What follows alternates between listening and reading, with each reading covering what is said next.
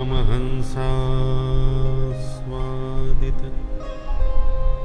चरण कमल चिन्मकरन्दा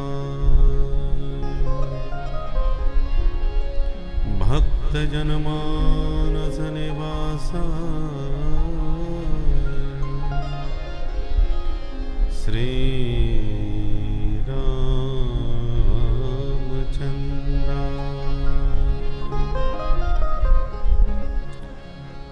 ध्येयं सदा परिभवग्नमभीष्टदोहम्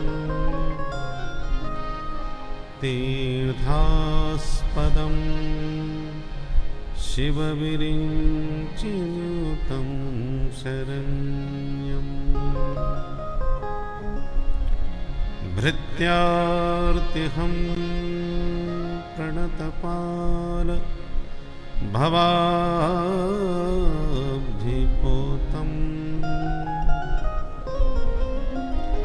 वन्दे महापुरुषते चरणारविन्दम्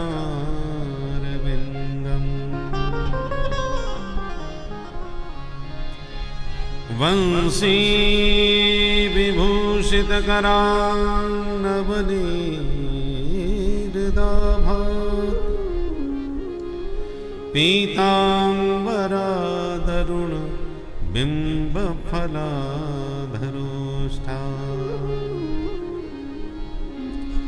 पूर्णेन्दुसुन्दरमुखादरविन्दनेत्रा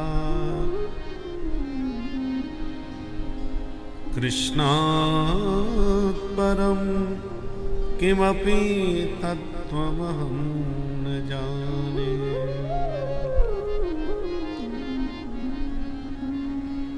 नारायणं नमस्कृत्य नरं चैव नरोत्तमं देवीं सरस्वतीं व्यासं ततो जयमुदीरये। सीतानाथ समारम्भां श्रीरामानन्दार्य मध्यमाम् अस्मदाचार्यपर्यन्तां वन्दे श्रीगुरुपरम्पराम्।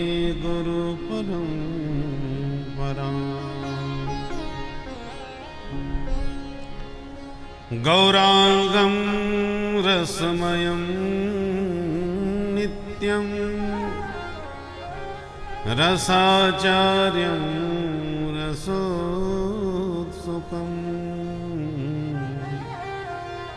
श्रीमद्रामहर्षण देवाख्यं सद्गुरुं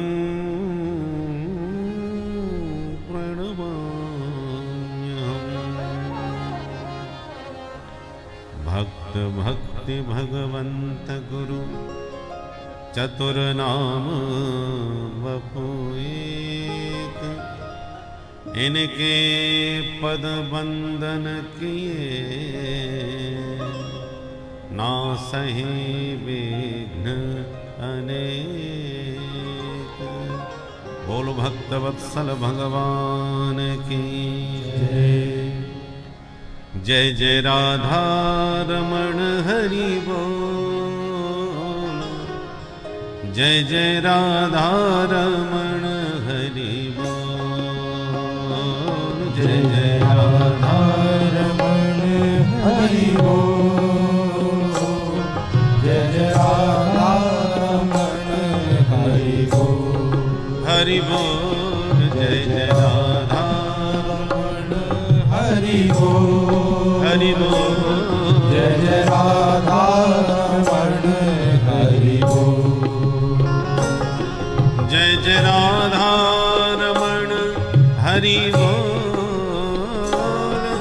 जय जय राधा रमण हरि बोल, जय जय राधा रमण हरि बोल हरि बोल जय जय राधा रमण हरि बोल हरि बोल जय जय राधा रमण हरि बोल जय जय राधा रमण हरि बोल रे जय जय राधा रमण हरि बोल जय जय राधा रमण हरि बोल जय जय राधा रमण हरि बोल जय जय राधा रमण हरि बोल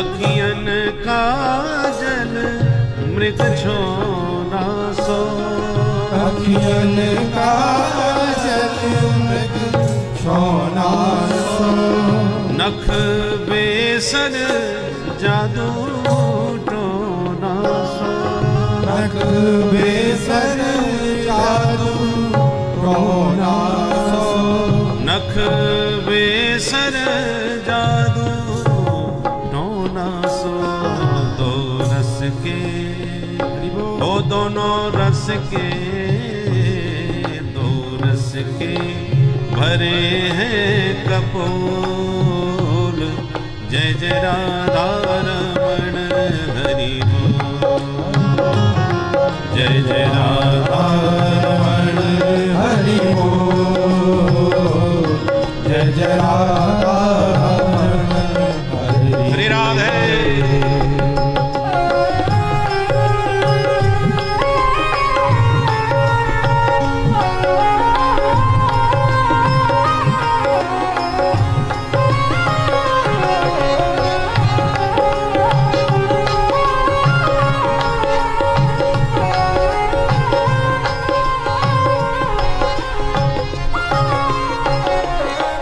नवनागर किशोर नवल रसिया नवनागर किशोर नवल रसिया प्यारो ब्रज को छेल कान्हा मन बसिया प्यारो ब्रज को छेल कान्हा मन बसिया ओ प्यारो ब्रज को छेल कान्हा मन बसिया करे कालिंदी हो करे कालिंदी करे कालिंदी कौन किलो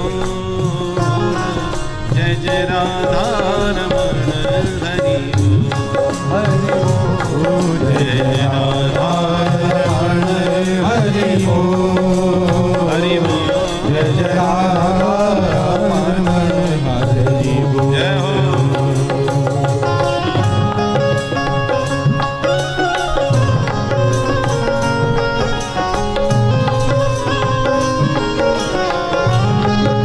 राधे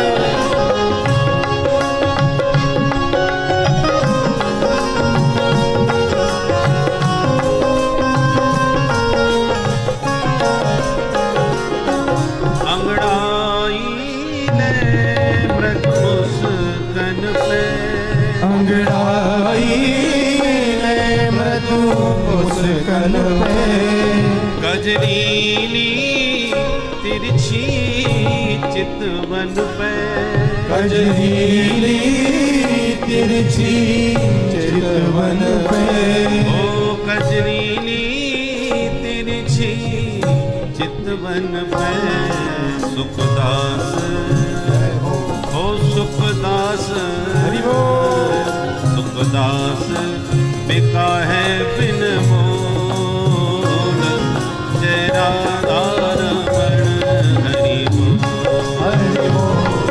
जय राधा रमण हरि बोल जय जय राधा रमण हरि बोल।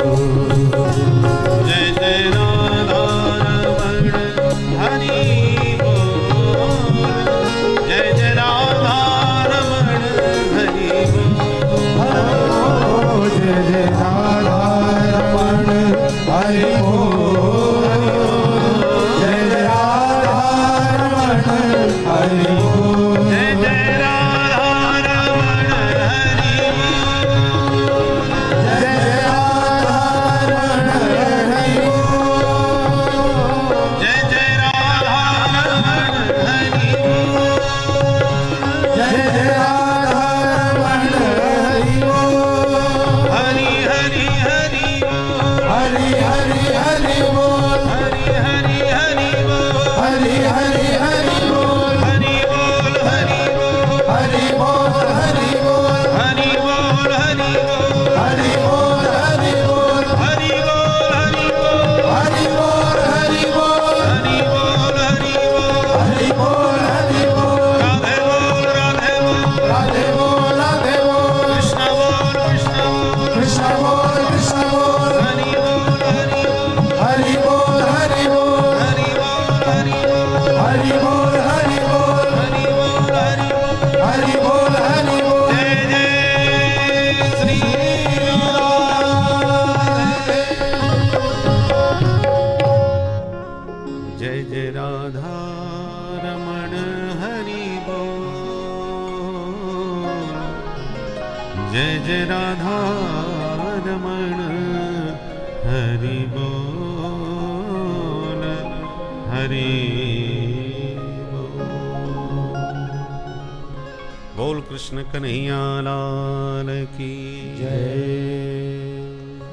जन्माद्यस्य यतोऽन्वयादितरतस् चार्थे स्वभिज्ञस्वराट् तेने ब्रह्म हृदाय आदिकवये मुह्यन्ति यत् सूरयः तेजो वारिमृदां यथा विनिमयो यत्र त्रिसर्गो मृषा धाम्ना स्वेन सदा निरस्तकुहकम् सत्यं परं धीमहि धर्मः प्रोज्झितकैतवोऽत्र परमो निर्मत्सराणां सताम् वेद्यं वास्तवमत्र वस्तु शिवदम् तापत्रयोन्मूलनम् श्रीमद्भागवते महामुनिकृते किं वा परैरीश्वरः सद्यो हृद्यवरुध्यतेऽत्र कृतभिः शुश्रूषभिः तत्क्षणात् निगमकल्पतरोर्गलितं फलम् शुकमुखादमृतद्रवसंयुतम् पिबत भागवतं रसमालयम् मुहुरहो रसिका भुवि भावुका।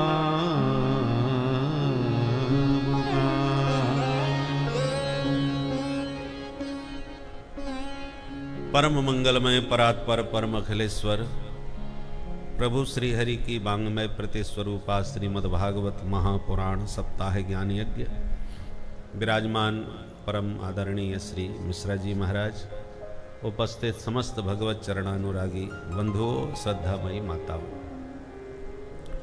कल हम सब ने श्रीमद्भागवत का महात्म श्रवण किया कि यह वह पावन ग्रंथ है जिसके श्रवण करने से हमारे जीवन में सोया हुआ ज्ञान, प्रसुप्त पड़ा वैराग्य जाग जाता है और जब तक जीवन में ज्ञान वैराग्य का स्वास्थ्य ठीक न हो तब तक भक्ति प्रसन्न नहीं होती। हमारी भक्ति तभी प्रमुदित होगी, प्रसन्न होगी, जब उसके पुत्र ज्ञान और वैराग्य भी स्वस्थ हों।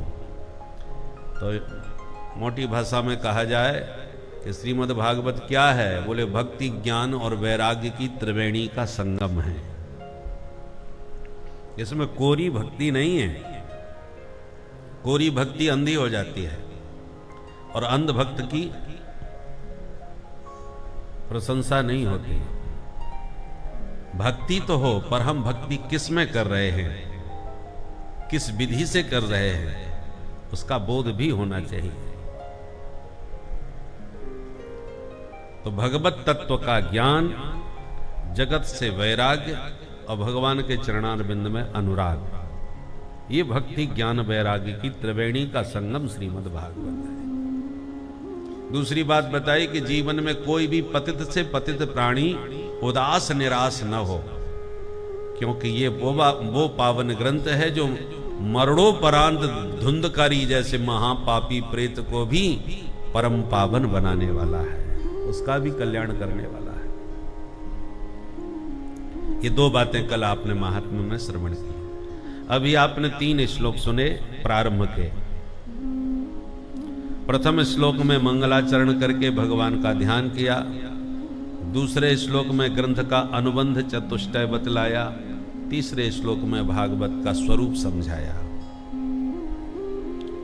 प्रथम श्लोक में बताया किम ध्येयम, दूसरे श्लोक में बताया किम गेयम और तीसरे श्लोक में बताया किम पेयम। ध्येय क्या है, गेय क्या है और पेय क्या है, किसको ध्यावें, किसको गावें और क्या पीवें, ये तीनों श्लोकों में क्रमशः व्यास जी महाराज बतला रहे हैं। तो सबसे पहले किम ध्येयम, आप किसका ध्यान कर रहे हैं? व्यास जी कहते हैं सत्यम परम धीमहि, हम परम सत्य का ध्यान कर रहे हैं, क्योंकि सत्य का सभी आदर करते हैं। संसार में आप ऐसा एक भी प्राणी नहीं बता सकते जो कहे कि हम तो झूठ के उपासक हैं। हो सकता है कोई व्यक्ति बात बात पर झूठ बोलता हो, महाझूठा प्रसिद्ध हो, और झूठे से झूठा व्यक्ति ये कभी नहीं चाहेगा मुझसे कोई झूठ बोले। वो अपने लिए तो सत्य की ही अपेक्षा रखता है, दुनिया से भले ही झूठ बोले। तो इसका मतलब सत्य में श्रद्धा तो उसकी भी है। इसलिए सत्यम परम धीमहि, ये मनुष्य मात्र के कल्याण के लिए व्यास जी महाराज ग्रंथ लिख रहे हैं। इसलिए किसी देवता विशेष का नाम लेके मंगलाचरण नहीं किया कि कृष्णम परम धीमहि, के रामम परम धीमहि, के देवीम परम धीमहि, के शिवम परम धीमहि, किसी देवता का नाम नहीं। सत्य का जो सम्मान करता हो सबके लिए यह ग्रंथ है, मनुष्य मात्र के लिए।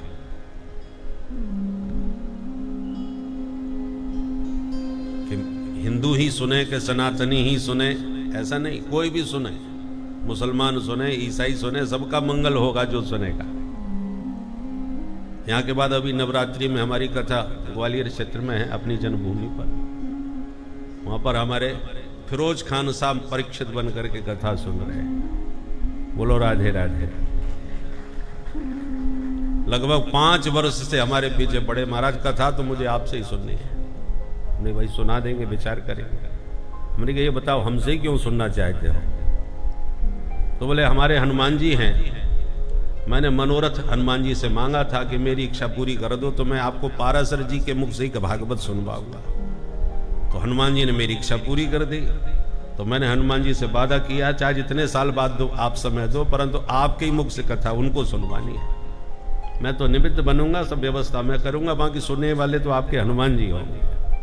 हमने कहा भाई हनुमान जी में तुम्हारी इतनी श्रद्धा है तो हम जरूर सुनवाएंगे, तुम्हारा संकल्प पूरा करवाएंगे। तो ऐसा नहीं कि ये केवल सनातनियों के लिए ही है, उन्हीं का कल्याण करेगा। मनुष्य मात्र कोई भी हो, कोई भी सुने, सबका मंगल। इसलिए इसमें देवता विशेष का मंगलाचरण में नाम न लेकर सत्यम परम धीमहि। हम तो परम सत्य का ध्यान कर रहे हैं, और जो भी आप परम सत्य मानते हो, जो भी तुम्हारा परम सत्य हो।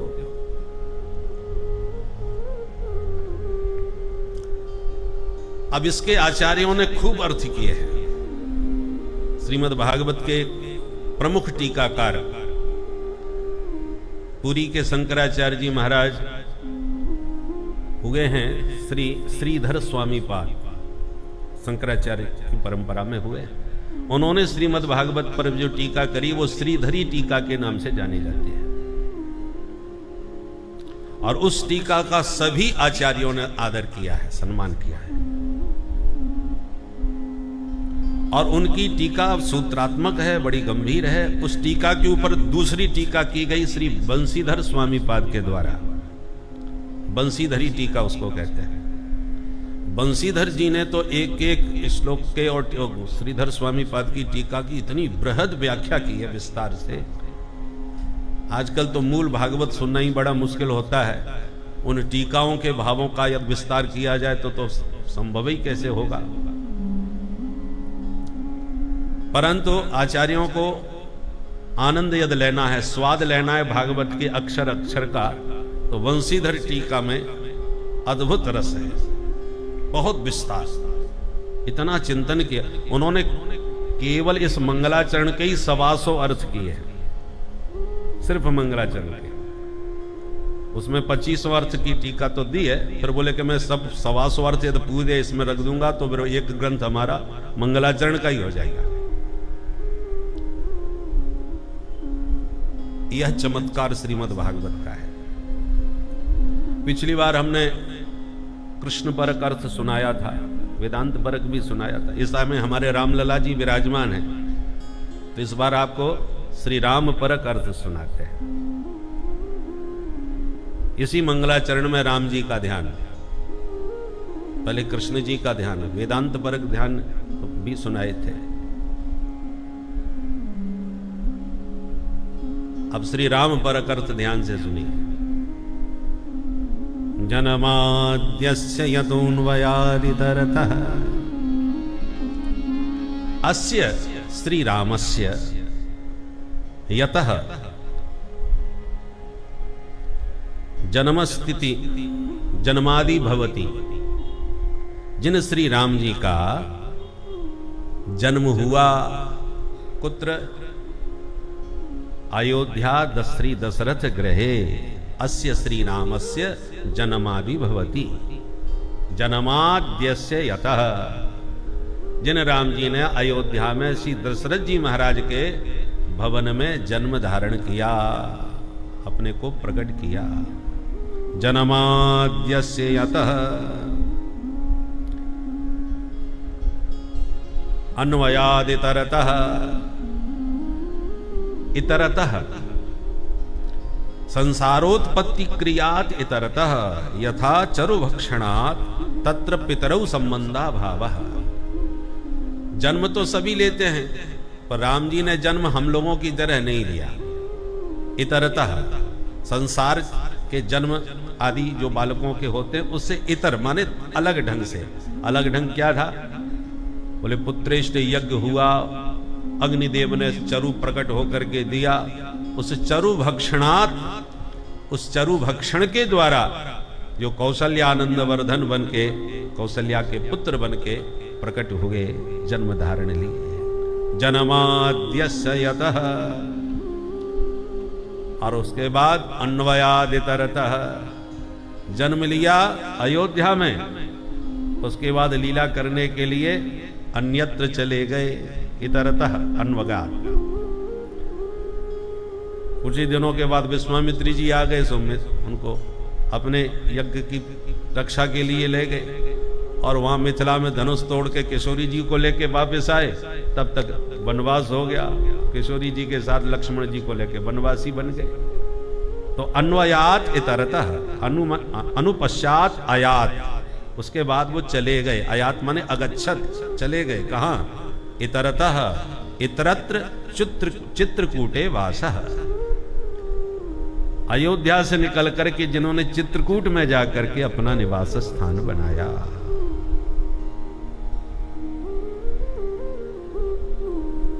बहुत बड़ा त्याग है। छोटी मोटी कुर्सी छोड़ना कितना कठिन होता है। भगवान ने तो वो अयोध्या का वैभव छोड़ दिया जिसको देखकर देवताओं को भी स्पृहा होती थी। त्यक्त्वा सुदुस्त्यज सुरेप्सित राज्य लक्ष्मी। राज्य लक्ष्मी अयोध्या की कैसी है? सुदुस्त्यज, दुस्त्यज नहीं कहा। दुस्त्यज माने बहुत कठिन है जिसका त्यागना। सुपसर्ग और लगा रखा है। सुदुस्त्यज सामान्य किसी के लिए त्यागना बहुत ही असंभव है।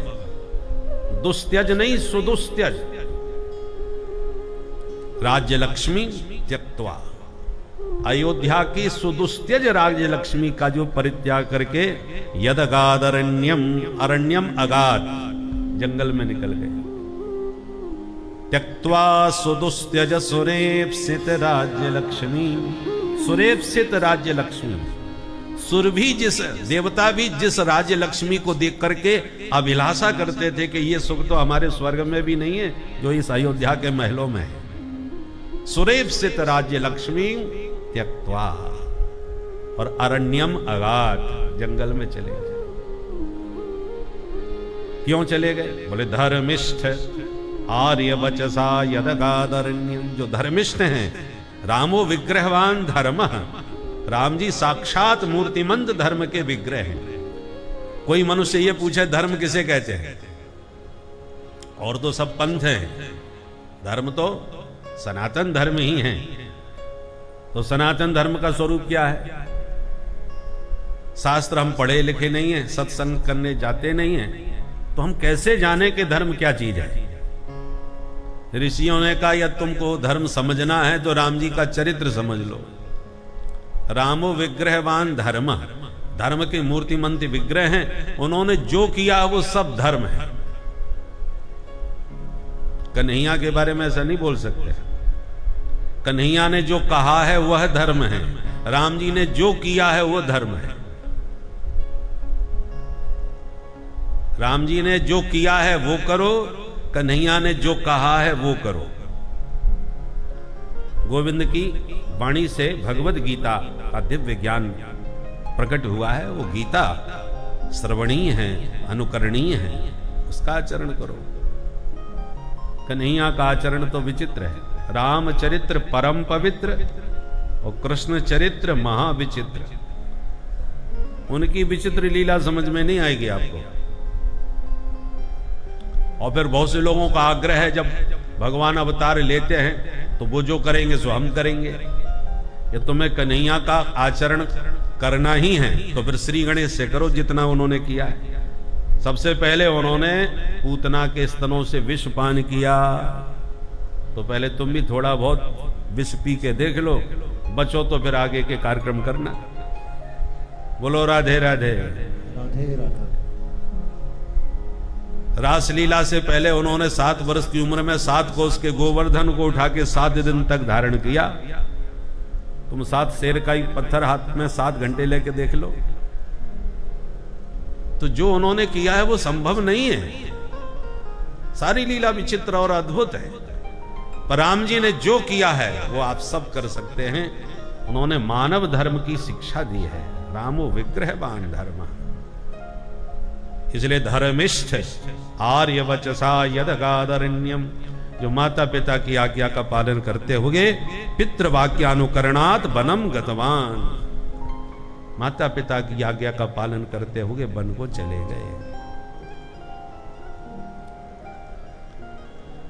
देखो, पिता का धर्म है, पुत्र का धर्म है, पति का धर्म है, राजा का धर्म है। सबके धर्म अलग अलग होते हैं। ब्राह्मण का धर्म है, क्षत्रिय का धर्म है, सबके इस प्रकार से धर्म माने अनुकरण करने वाला, कर्तव्य। धर्म का एक सा सीधा अर्थ कहा जाए कर्तव्य। माता पिता का आज्ञाकारी पुत्र कैसा होना चाहिए, एक एक धर्म का उदाहरण अलग अलग व्यक्तियों में मिल सकता है। जैसे आज्ञाकारी बेटी की बात आती है तो श्रवण कुमार का नाम आ जाता है। श्रवण कुमार माता पिता के बड़े भक्त हुए। परंतु पुत्र धर्म के उदाहरण में श्रवण को मारा जाएंगे।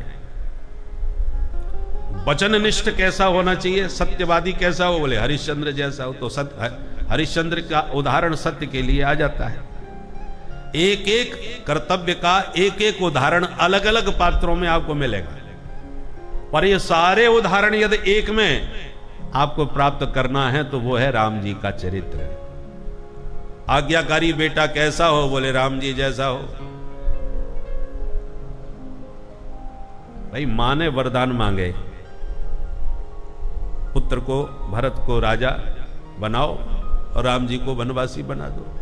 इसमें राम जी की तो कोई गलती नहीं थी कहीं तक। पिता ने वचन दिया, राम जी और माता जी ने मांग लिया, और पिताजी ने कहा भी नहीं मुंह से कि बेटा तुम वन को चले जाओ, कह भी नहीं पाए।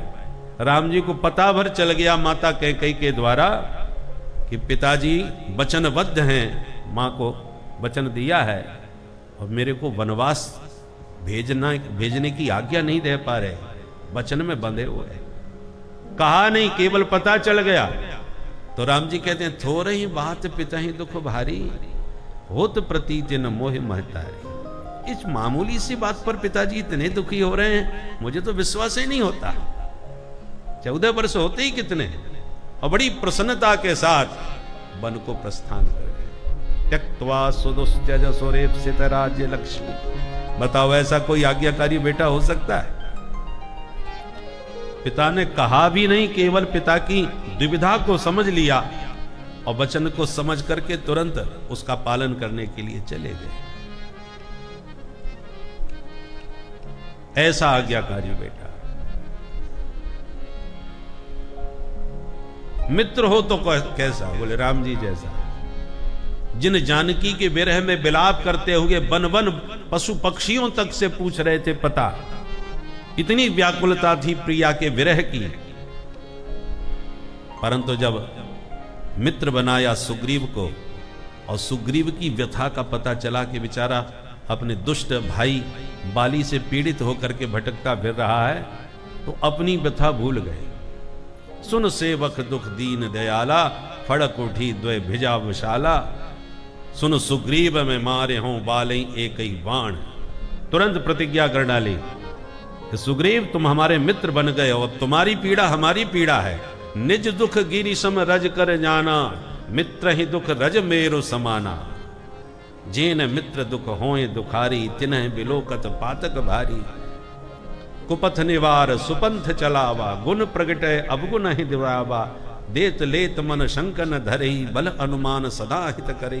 मित्रता का क्या कर्तव्य है विस्तार से भगवान ने केवल प्रवचन नहीं दिया, आचरण करके बताया। अपना दुख भूल गए, जानकी जी का खोज करना भूल गए, और सबसे पहले बाली का वध करवाया। तुरंत राज्याभिषेक किष्किंधा में सुग्रीव को करवाया। जब तक उसका पूरा कष्ट दूर नहीं कर दिया, तब तक अपने काम को भूल गए। ऐसा मित्र कौन होगा? और सुग्रीव था जो सत्ता सुख पा करके राम जी का सब काम भूल गया, मौज मस्ती में छूट। तो जीव कितना कृतज्ञ है, और परमात्मा कितने कर्तव्य परायण है। मित्रता का पूरा धर्म भगवान ने, देखो राम जी ने प्रवचन नहीं दिया, आचरण के द्वारा उपदेश दिया है। भगवान का आचरण ही उपदेश है। अब एक एक कर्तव्यों का विस्तार पूर्वक आप चिंतन करें, क्योंकि उसका वर्णन करेंगे तो फिर तो राम कथा हो जाएगी। कि क्या पिता का धर्म, पुत्र का धर्म, मित्र का धर्म, शत्रु धर्म भी निभाया। शत्रु भी हो तो राम जी जैसा हो।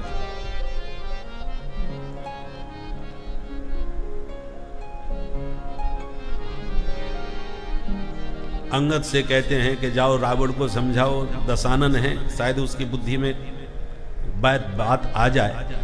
जिस रावण ने इतना सताया राम जी को, बन बन रुलाया, उस रावण के लंका में प्रविष्ट होकर सेतु पार करके पहुंच गए हैं। सब प्रकार से राम जी का बल रावण पर भारी पड़ रहा है। फिर भी शांति का समझौता अंगद को भेज करके दे रहे हैं।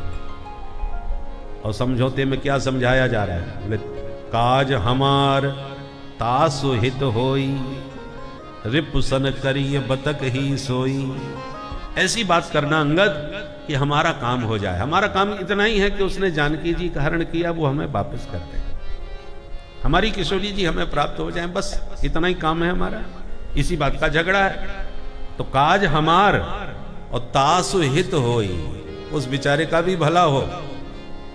बताओ, संसार में ऐसा कोई दुश्मन मिलेगा जो शत्रु का भला चाहता हो, शत्रु का हितैषी हो? ऐसे शत्रु तो राम जी ही हो सकते हैं। तासु हित होई, उस रावण का भी कल्याण हो जाए भाई। तो हर पक्ष से, हर दृष्टि से आप देखिए, राम राज्य की तो परिकल्पना अब तक की जा रही है। राजा हो तो राम जी जैसा हो, प्रजा को पुत्र से अधिक प्रेम देना, स्नेह देना, आदर देना। राम जी चाहते तो जो अपवाद जानकी जी को लेकर के उपस्थित किया गया प्रजा में, उसका दमन कर सकते थे।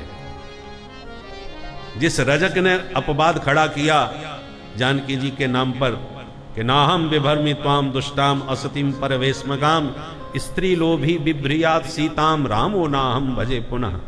भागवत के नवम स्कंद में उसका वर्णन है। मैं वो राम नहीं है जो स्त्री लोभ में आकर के रावण के यहां गई हुई जानकी जी को पुनः प्राप्त कर लिया, पुनः रख लिया।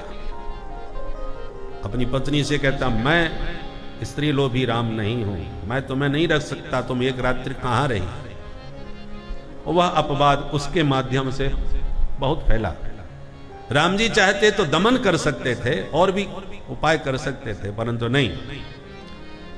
राजा प्रजा का सेवक होता है, इसलिए उन्होंने प्रजा की प्रसन्नता के लिए अपनी प्राण प्रिया जानकी जी का भी परित्याग कर दिया। और ऐसा करने से प्रजा में बाद में जो पश्चाताप और ग्लानि अयोध्या वासियों को जो हुई, वो राम जी और सीता राम जी के प्रति जो श्रद्धा निष्ठा फिर प्रजा में उपस्थित हुई, वो दमन करने के बाद नहीं हो सकते थे।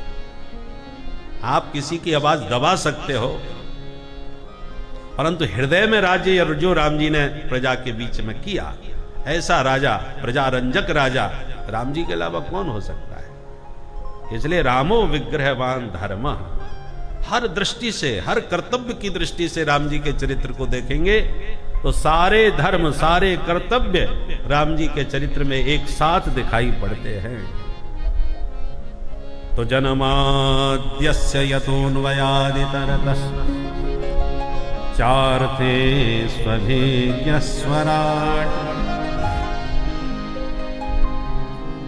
अर्थेषु अभिज्ञः रावणादि वध कर्मेषु अभिज्ञः सर्वज्ञः।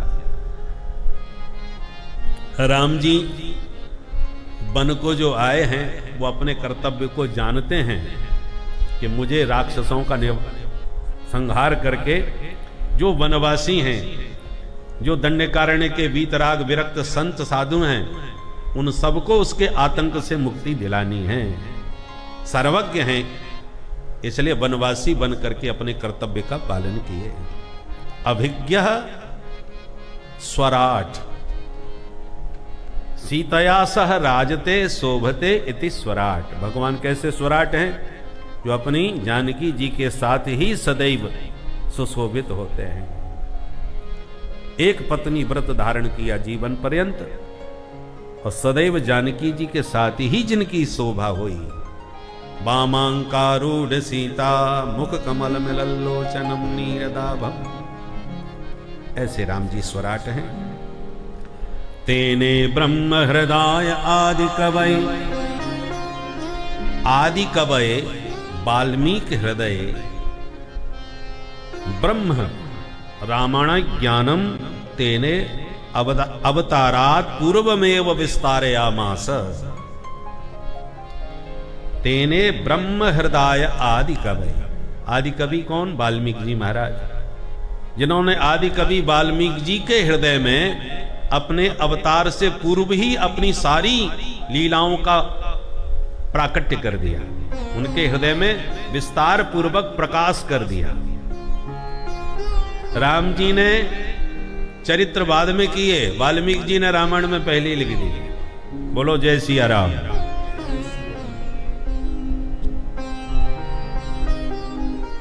सृष्टि में सबसे प्रथम कवि हैं वाल्मीकि जी।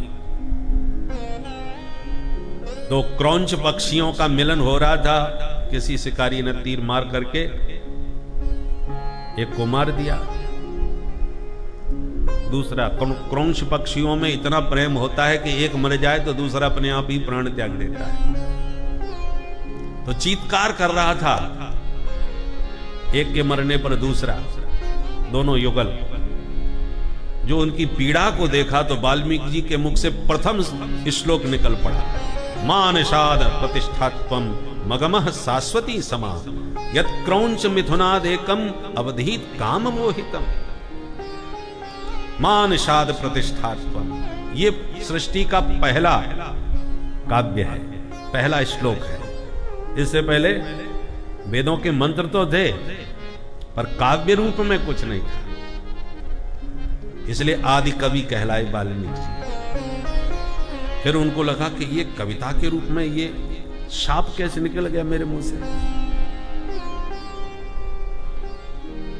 तब नारद आदि ऋषियों ने प्रेरित किया कि अब तुम्हें श्री राम जी के गुण गणों का गान करना है, क्योंकि इस समय सृष्टि में मनुष्य मात्र के कल्याण के लिए एकमात्र किसी का कोई चरित्र है तो वो राम जी का चरित्र है, उसका आप बखान कीजिए। और आप जो लिखेंगे राम जी वही करेंगे, और राम जी जो करने वाले हैं वही आप लिखेंगे। बोलो जय सिया राम। जय सिया राम। ध्यान दीजिए, राम जी जो करेंगे आप वही लिखेंगे, आप जैसा लिखेंगे राम जी वही करेंगे। इसलिए आदि कवये वाल्मीकि हृदय रामायण ज्ञानम, ब्रह्म माने रामायण जी का ज्ञान, ब्रह्म का जो चरित्र है, परमात्मा का जो राम जी के रूप में अवतरण लेकर के जो चरित्र है, वो संपूर्ण ज्ञान अवतारात पूर्वमेव विस्तारयामास। अवतार से पहले ही भगवान ने वाल्मीकि जी के हृदय में अपने चरित्रों का प्रकाश कर दिया।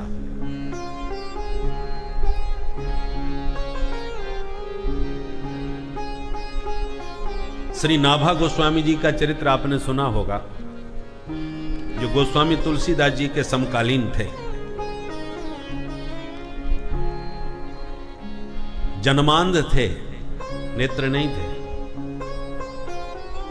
परंतु अग्रदास जी महाराज ने आशीर्वाद दिया, नेत्र ज्योति आ गई 5 वर्ष की उम्र में। माता पिता त्याग करके चले गए थे, जंगल में अकाल पड़ गया था, तो जंगल में पड़े पड़े रो रहे थे। संत की कृपा दृष्टि पड़ गई, आशीर्वाद दिया तो नेत्र ज्योति आ गई। जीवन संत की सेवा में ही समर्पित कर दिया, अग्रदास जी महाराज की सेवा। और फिर सेवा भी इतनी अद्भुत करी नाभाजी महाराज ने कि बिल्कुल गुरुदेव के मन को पढ़ लेते थे। और गुरुदेव अग्रदास जी महाराज उनके वो मानसी सेवा करते थे। मानसी सेवा में केवल आंख बंद करके बैठ जाओ और मन से ही ठाकुर जी की सेवा पूजा कर ले। पुराने जमाने में लाइट नहीं थी तो पंखा जो था वो ऐसे वस्त्र लटका रहता था और रस्सी से खींच करके लोग हवा करते थे। तो नाभा गोस्वामी जी बाहर बैठे हैं और रस्सी से गुरुदेव की हवा कर रहे हैं खींच करके पंखा, और गुरुदेव आंख बंद करके कमरे में भीतर बैठ के मानसी सेवा कर रहे हैं। और मानसी सेवा में ठाकुर जी को स्नान आदि करा के इत्र आदि लगा करके और वस्त्राभूषण पहना करके अब माला बना रहे थे बढ़िया फूलों की, मानसिक माला बना के बस पहनाने वाले थे कि उधर उनका एक शिष्य, पहले व्यापार सब पानी के जहाजों से हुआ करता था, तो पानी के जहाज में जा रहा था और अचानक भयंकर तूफान आ गया। तूफान से इतनी ऊंची लहरें उठने लगी कि लगा जहाज डूब जाएगा, पलट जाएगा। तो शिष्य ने जहाज में आर्त होकर के पुकारा, गुरुदेव भगवान रक्षा करो मेरी, हे प्रभु रक्षा करो। गुरुदेव को याद किया। अब गुरुदेव इधर माला पहनाने के लिए मानसी सेवा में बैठे हैं, उधर उसकी आर्त पुकार कान में आ गई। तो गुरुदेव दुविधा में पड़ गए, अब माला पहनाऊं कि इसका जहाज ठीक करूं। सेवा में बाधा पड़ गई। नाभा गोस्वामी जी बाहर बैठ के पंखा झल रहे हैं रस्सी खींच के। वो गुरुदेव की मानसिक दुविधा जान गए और तुरंत जो पंखा से हवा कर रहे थे उसी हवा के रुख के द्वारा अपना संकल्प पूर्वक उस हवा का रुख उधर कर दिया, तूफान की दिशा बदल दी और तूफान दूसरी दिशा में चला गया। जहाज एकदम स्थिर हो गया, तरंगें शांत हो गईं और बाहर से आवाज देते, गुरुदेव अब जहाज बिल्कुल सुरक्षित है, आप प्रेम से माला पहना दीजिए। बोलो राधे राधे। राधे आप प्रेम से माला पहनाओ, अब जहाज पूरी तरह सुरक्षित हो गया है। सुनकर के गुरुजी के होश उड़ गए, क्योंकि गुरुजी प्रैक्टिकल तो कुछ नहीं कर रहे थे, वो तो मन से सेवा चल रही थी और मन में क्या चल रहा है ये पता चल गया। ऐसा चेला कौन है भाई? जब बाहर आकर के पूछा ये किसने कहा था कि माला पहनाओ? बोले गुरुजी आपका ये दास। हो कहां तो बाहर देखने की भी आंख नहीं थी, दुनिया नहीं देख सकते थे, अंधे थे। और कहां संसार की दृष्टि छोड़ो, वो दिव्य दृष्टि मिल गई कि गुरुदेव के मन की गति तुम जान गए। अब तुम सिद्ध हो चुके हो, एक स्थान पर दो सिद्ध नहीं रहते, तुम्हें सिद्ध दिव्य दृष्टि प्राप्त हो गई है। इसलिए अब तुम भक्तों के चरित्र लिखो। भक्तों के चरित्र? बोले हाँ, सतयुग द्वापर त्रेता के भक्तों का चरित्र तो ग्रंथों में भरा पड़ा है। कलयुग में कौन कौन से कैसे कैसे दिव्य भक्त हुए लोगों को नहीं मालूम, इसलिए उन भक्तों के, कलयुग के भक्तों के चरित्रों को लिखो। क्योंकि आज प्रहलाद जी का, ध्रुव जी का प्रसंग सुनकर के लोग कहते हैं बस उस जमाने में भगवान आते थे, अब कलयुग में थोड़ी आएंगे। इसलिए कलयुग में कैसे कैसे भक्तों पर भगवान ने कृपा की है वो चरित्र जब लिखोगे तो कलयुग के प्राणियों को उन भक्तों के प्रति ज्यादा श्रद्धा और निष्ठा बनेगी और उनका विश्वास भी दृढ़ होगा कि नहीं नहीं, कलयुग में भी भगवान कृपा करते हैं। नाभा गोस्वामी जी बोले हम तो कुछ ज्यादा पढ़े लिखे, हमने तो आपकी सेवा के अलावा कुछ सीखा ही नहीं है, पढ़े लिखे कुछ होने है नहीं, किसने क्या किया इतिहास का कुछ पता नहीं, कैसे लिखोगे? तब बोले बेटा जब हमारे मन की बात तुम जान सकते हो तो तुम जिस भक्त का चरित्र स्मरण करके लिखना प्रारंभ करोगे वही भक्त प्रकट होकर तुम्हें अपना पूरा चरित्र बताएंगे, उनका संपूर्ण चरित्र तुम्हारे हृदय में प्रकाशित हो जाएगा। ये तो अभी गोस्वामी जी के जमाने की बात है। तब गोस्वामी जी के जमाने में श्री नाभा गोस्वामी जी महाराज ने भक्तमाल नाम का ग्रंथ लिखा और उन भक्तमाल माने भक्तों के चरित्रों की माला बनाई। माला में होता है सुमेरु, तो सुमेरु किसको बनाया जाए? तब गोस्वामी तुलसीदास जी के चरित्र को सुमेरु के रूप में भक्तमाल में प्रतिष्ठित किया गया। गोस्वामी जी का चरित्र भक्तों की माला का शिरोमणि सुमेरु है। तो जब इस कलयुग में यह चमत्कार हो सकता है तो आदि कवि वाल्मीकि जी महाराज ने राम जी के चरित्र को पहले प्रकाशित कर दिया तो उसमें कौन आश्चर्य की बात है। इसलिए तेने ब्रह्म हृदय आदि कवि, और जो चरित्र रामायण में श्री वाल्मीकि जी महाराज ने लिखा है मुह्यंति यत सूरया, जो राम जी के चरित्र को समझने में बड़े बड़े सूरया, सूर माने विद्वान, बड़े बड़े विद्वान सिद्ध संत भी व्यामोहित हो जाते हैं, राम जी का चरित्र समझ नहीं पाते। वो चरित्र वाल्मीकि जी ने भगवत कृपा से रामायण वाल्मीकि रामायण में प्रकाशित कर दिया। मुह्यंति यत सूरया, राम जी का चरित्र भी कोई ऐसा नहीं है हर कोई समझ पाए।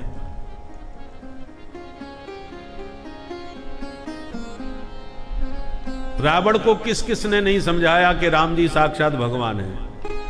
उसके मामा मारीच ने समझाया, उसके भैया कुंभकर्ण ने समझाया, उसके नाना माल्यवंत जी ने समझाया, उसके भैया विभीषण जी ने भी समझाया, रावण को किसी की बात समझ में नहीं आई। भाई आप लोगों से मैं कैसे बताऊं, मैंने उसको सोने के मृग का पीछा करते हुए देखा है। वो समझदार राजकुमार भी नहीं है, इसलिए बाप ने घर से निकाल दिया होगा। सोने के मृग होते हैं क्या? कोई सब जानते हैं कि सोने के मृग नहीं हुआ करते, और ये कैसा भगवान है जो सोने के मृग का शिकार करने के लिए भाग रहा था? किसी के भी समझाने पर रावण को समझ में नहीं आ रही। मुह्यंती यत सूरय, अरे और की छोड़ो, रावण की छोड़ो, सती जी महारानी, सती जी को भोले बाबा ने खूब समझाया, ये साक्षात पूर्ण ब्रह्म श्री राम है। कौन से? बोले ये जो रोते हुए घूम रहे हैं। हे खग मृग हे मधुकर श्रेणी, जानकी जी के विरह में विलाप करते जो बन बन पशु पक्षियों से पूछ रहे हैं, ये साक्षात पूर्ण ब्रह्म है, राम ब्रह्म परमारथ रूपा। सती जी मुस्कुराई, बोले बाबा आप कैसी बात कर रहे हो, जिनको ये भी पता नहीं हमारी पत्नी कहाँ है, कौन ले गया है, उसे आप भगवान बता रहे हो? भगवान सर्वज्ञ होते हैं, कोई रहस्य उनसे छुपा नहीं होता। इनको तो अपनी पत्नी का भी पता नहीं। परमात्मा आनंद स्वरूप होते हैं, ये तो रोते फिर रहे हैं, और आप इनको परमात्मा कह रहे हैं। भोले बाबा ने खूब समझाया, ये साक्षात सच्चिदानंद है देवी, ये नरलीला चल रही है उनकी। और भोले बाबा प्रणाम करते हुए कह रहे हैं, जय सच्चिदानंद घन पावन, अस कह चले मनोज न सावन। सच्चिदानंद कह के प्रणाम किया भोले बाबा ने। सती जी बड़ी धर्म संकट में पड़ गई कि महादेव ऐरे गहरे नथु घेरे को प्रणाम तो नहीं करेंगे। भोले बाबा ने इनको सच्चिदानंद कह के प्रणाम किया, तो कुछ तो इनमें चमत्कार है भाई, पर मुझे तो एक भी चमत्कार नजर नहीं आ रहा, न सत न चित न आनंद। कैसे सच्चिदानंद? भोले बाबा के लाख समझाने पर सती को समझ में नहीं आया। अंत में भोले बाबा को कहना ही पड़ा कि जो तुम्हारे मन अस संदेह हो तो किन जाए परीक्षा ले हो। हमारी बात पर भरोसा नहीं हो रहा, जाके परीक्षा तुम ही ले लो। और मानी नहीं, फिर भी चली ही गई, परीक्षा लेके ही रही। और जब भगवान ने अपनी व्यापकता का अनंत रूप दिखा करके भगवत्ता का परिचय दिया, तब सती जी घबराई, भागती हुई वापस आई। परंतु सती जी ने सीता जी का स्वरूप बना के परीक्षा ली, ये जान करके भोले बाबा ने परित्याग ही मन से कर दिया।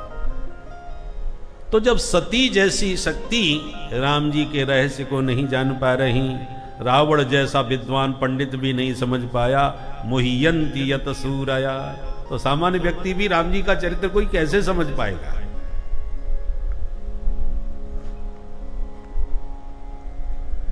देखो, कोई बड़ा भारी अभिनेता किसी पिक्चर में यदि कुली का काम करने लग जाए, तो आप उसको देख करके कुली कहने लगे जाओ कि ये कुली, हमने देखा था काम करते हुए। अरे वो कुली नहीं, कभी तांगा वाला बन जाता है, कभी कुली बन जाता है, पर वास्तव में दूसरों को करोड़पति बनाने वाला है वो। न कुली है न तांगा वाला है। वास्तविकता यह है कि वो बहुत संपन्न है। उसी प्रकार से वास्तव में तो राम जी सच्चिदानंद घन हैं, परंतु संसार के रंगमंच पर अवतार लेके जब लीला करते हैं तो कभी बराह बन जाते हैं, कभी कछुआ बन जाते हैं, कभी मछली बन जाते हैं, तो कभी नर लीला में विलाप भी करने लग जाते हैं। अब उनकी वास्तविक शक्ति को, वास्तविक स्वरूप को जो जानते हैं वो उस लीला में मोहित नहीं होते, और जो उनके वास्तविक स्वरूप को नहीं जानते वो लीला चरित्र में मोहित हो जाते हैं। ये कैसे भगवान है, रोते फिर रहे।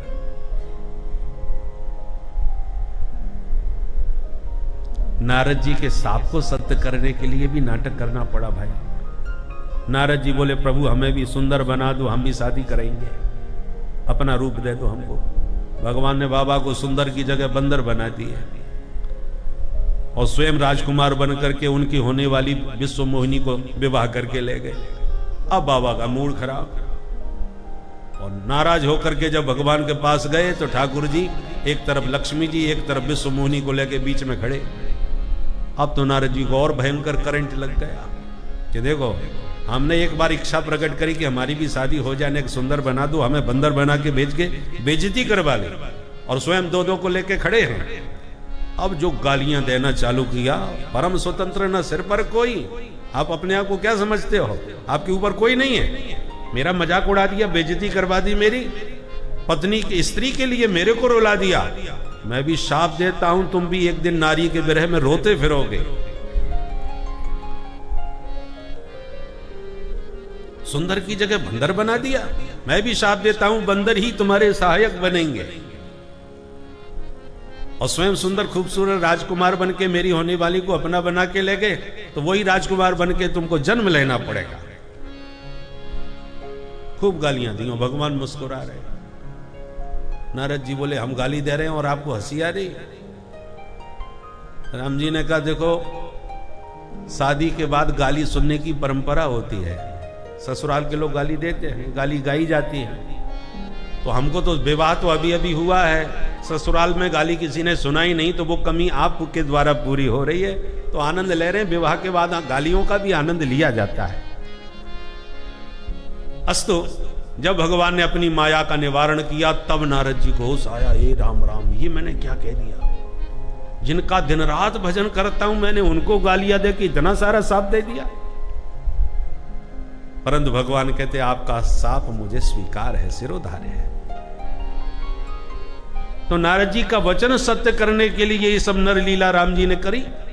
रोए भी, प्रिया के पत्नी के विरह में विलाप करके सब सत्य किया। तात्पर्य यह है कि भगवान का जो सच्चिदानंद स्वरूप है, उस पर तुम्हारी दृष्टि होगी, उसको पहचानते रहोगे, तो कोई भी लीला आपको व्यामोहित नहीं कर पाएगी। मात्र उस लीलाओं को देखोगे, सच्चिदानंद स्वरूप को भूलकर, तो फंस जाओगे। कोई कलाकार भिखारी तक बन जाते हैं। अब मंच पर नाटक होते हैं, कोई बहुत अच्छा कलाकार भिखारी का रोल कर रहा हो, मैं 5 दिन से कुछ खाया नहीं हूं भैया, मेरे को कुछ दे दो, मुंह को मर रहा हूं, और उसी में श्रोता हूं, दर्शकों में से कोई मित्र टिफिन लेके पहुंचा, भैया रोना मत, मैं लाया हूं घर से भोजन, लो प्रेम से तुम खा लो भैया। उसका तो सारा नाटक ही चौपट हो जाएगा। अरे उस समय जो वो कर रहा है वही उसी का आनंद लिया जाए। वो अपने अभिनय से दुनिया को रुला रहा है। इतनी उसने गरीबी का चित्रण किया, अभिव्यक्ति करी कि सब भावुक हो रहे हैं, उसमें तुम तो सब गड़बड़ कर दोगे। इसलिए भोले बाबा ने राम जी को रोता हुआ जब देखा तो कोई परिचय नहीं किया वहां जाकर के, क्योंकि यदि मैंने परिचय दिया यहां पर तो राम जी की जो लीला चल रही है वो प्रभावित हो जाएगी। दूर से ही प्रणाम कर लिया कि लीला में कोई बाधा ना पड़े, लीला का आनंद लिया। पर लीला का, अब राम जी रो रहे हैं और भोले बाबा हंस रहे हैं। मित्र कोई संकट में हो तो हंसना चाहिए कि उसकी सहायता करनी चाहिए। भोले बाबा जानते हैं कि यह नाटक चल रहा है, इस समय हमारा परिचय करना ठीक नहीं है, इस नाटक का आनंद लेना चाहिए।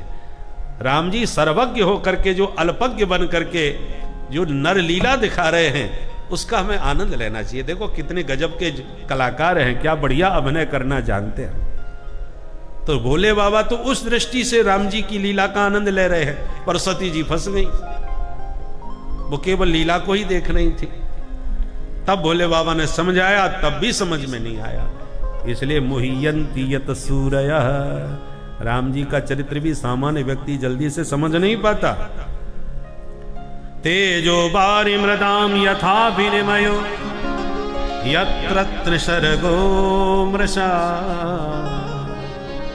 राम जी का ऐसा प्रभाव कि तेजो वारी मृदाम यथा विनिमय। तेज माने अग्नि, वारी माने जल, और मृदाम माने मिट्टी पत्थर। तो जिन राम जी ने अपने प्रभाव से अग्नि में शीतलता, अग्नि का काम जलाने का होता है। राम जी ने जानकी जी से कहा, देवी अब मैं निशाचरों का संहार करने की नरलीला करने जा रहा हूं जंगल में, तो तब तक तुम अग्नि में निवास करो, तुम पावक मह करो निवासा। और अग्नि में कोई निवास कर सकता है क्या? अग्नि जला के भस्म कर देती है। पर राम जी ने जानकी जी को अग्नि में निवास दिया और जानकी जी सुरक्षित रही। और इसलिए जब लौट के 14 साल के बाद रावण को मार के चलने लगे तो जानकी जी की अग्नि परीक्षा क्यों ली? क्योंकि वो तो प्रतिबिंब रूप जानकी जी थी, तो असली जानकी जी तो अग्नि में ही थी। तो अग्नि परीक्षा के माध्यम से अग्निदेव ने प्रकट होकर के जानकी जी को, जो वास्तविक दिव्य तेजोमयी जानकी जी, उन्हें वापस लौटाया। तो जाते समय भी नरलीला जब राक्षसों के संहार की प्रारंभ करी तब, और लौटते समय भी जानकी जी को अग्निदेव से वापस लिया। तो अग्नि जिन जानकी जी के लिए शीतल हो गई, राम जी का प्रभाव। और वारी, नदी तालाबों पर पुल बनाना कितना कठिन कार्य होता है। राम जी ने तो समुद्र पर सेतु का निर्माण कर दिया, वो भी सिर्फ 5 दिन में। 5 दिन में सेतु बंधन किया, समुद्र को बांध दिया। तेजो वारी मृदाम, पाषाण की शिलाखंड बनी अहिल्या का, जिन्होंने अपने चरणों का स्पर्श करके दिव्य देह नारी का प्रकट कर दिया। मिट्टी से नारी को प्रकट कर दिया, मन पत्थर से। तेजो वारी मृदाम यथा विनिमयो यत्र त्रिसर्गो मृषा।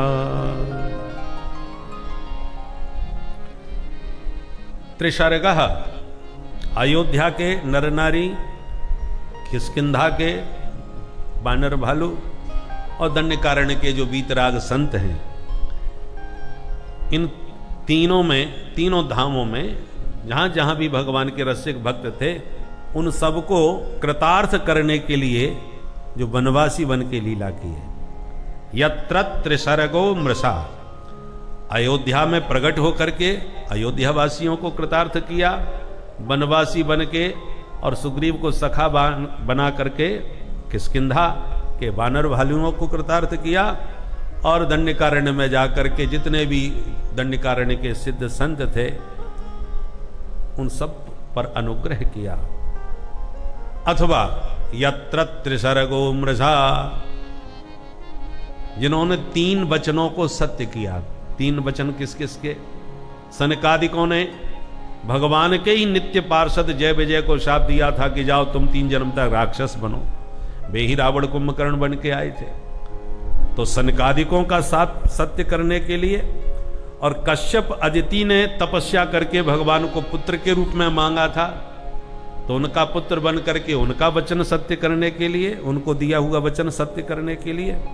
और ब्रह्मा जी ने रावण कुंभकर्ण को जो वरदान दिया था, रावण ने वरदान मांगा था कि नर वानर के अलावा हम किसी से न मारे जाएं, तो ब्रह्मा जी का वचन सत्य करने के लिए नर रूप धारण करके भगवान रावण का वध करने के लिए आए हैं। तो ब्रह्मा जी का भी वचन सत्य करने के लिए, कश्यप अदिति का वचन, सनकादिकों का वचन और ब्रह्मा जी का वचन सत्य करने के लिए, जिन्होंने ये सुंदर श्री राम के रूप में प्रकट होकर के लीला करी। यत्र त्रिसर्गो मृषा धामना स्वेन सदा निरस्तकुहकम्, स्वेन धामना प्रकाशेन समस्तानाम अवताराणाम प्रकाशम निरस्तीकृतम। भगवान के अवतार तो 24 हुए थे, उन 24 अवतार में सर्वाधिक महत्वपूर्ण प्रकाशमान यदि कोई अवतार है तो श्री राम जी महाराज का है। 24 अवतारों में सनातन धर्मावलंबी हिंदू कहीं भी देश विदेशों में सर्वाधिक अभिवादन करने की परंपरा में राम राम की परंपरा ज्यादा है। ये राधे राधे जय श्री कृष्ण तो कुछ क्षेत्र विशेष में अब ज्यादा चल गया है, नहीं तो वृंदावन में ब्रज क्षेत्र में भी आप ग्रामीणांचलों में जाके देखिए, ब्रजवासी लोग भी आपस में राम राम ही करते हैं। जहां कहीं भी है सनातनी, उन सब में राम राम करने की परंपरा ज्यादा है। 24 अवतारों में सर्वाधिक नाम श्री राम जी का है। चरितम रघुनाथस्य शतकोटि प्रविस्तरम। नमो ब्रह्मण्य देवाय रामाय कुंठ मेधसे उत्तम श्लोक धुर्याय न्यस्त दंडार्पितांग्रहे। भागवत का श्लोक है, नवम स्कंद में राम जी के चरित्र में सुखदेव जी महाराज ये बात कह रहे हैं, नमो ब्रह्मण्य देवाय। जो ब्राह्मणों के अनन्य भक्त हैं, ऐसे राम जी रामाया कुंठ मेद से। राम जी की विशेषता क्या है? बोले उत्तम श्लोक धुर्याय। भगवान के जितने अवतार हैं वो उत्तम श्लोक कहलाते हैं। उत्तम श्लोक का अर्थ क्या है? श्लोक कहते हैं कीर्ति को, यश। उत्तम है कीर्ति जिनकी, उनको कहते हैं उत्तम श्लोक। पर सुखदेव जी भागवत में कह रहे हैं राम जी कौन है? बोले उत्तम श्लोक धुर्याय।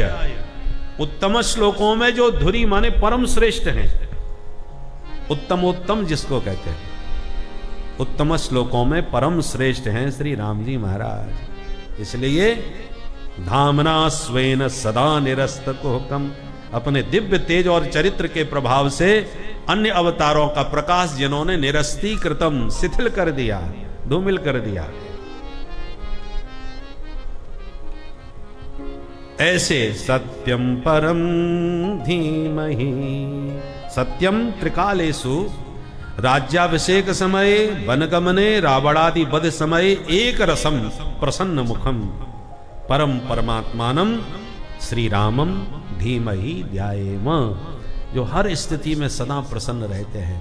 राजा बनने का समाचार मिला तो भी सहज, और वनवासी तुरंत बना दिए गए तो भी बड़े प्रसन्न, और रावण का वध करके राम राज्य को पुनः स्थापित कर दिया, पुनः राजा बन गए, तब भी बड़े प्रसन्न। एक रसम त्रिकालेषु, ऐसे सत्यम परम धीमहि, तीनों कालों में परम सत्य और प्रसन्न रहने वाले सच्चिदानंद स्वरूप श्री राम जी का हम सब मिलकर के ध्यान करते हैं। बोल श्री सीताराम जी महाराज की।